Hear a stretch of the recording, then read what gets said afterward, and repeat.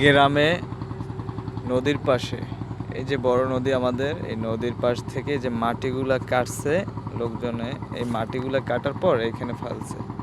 ফেলার পর এই যে মাটিগুলো স্তূপ দিয়ে রাখছে। এখানে আমার পাশের বাড়ি এক চাচায় সিম গাছ লাগাইছে, দেখছেন কত সুন্দর সিম গাছ।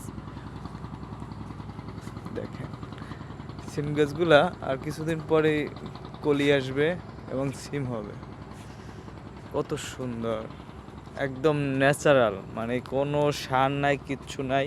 দেখছেন গাছের গোড়াগুলো কি সুন্দর, মানে আপনার শুধু লাগাই রাখছে আর শিকড়গুলো বাইয়া আপনার হচ্ছে। দেখুন নিচটা দেখেন কত সুন্দর, দেখছেন অনেক সুন্দর। আপনারা পাশে এইভাবে নদীর পাড়ে এভাবে কত সুন্দর করে লাগাইতে পারেন।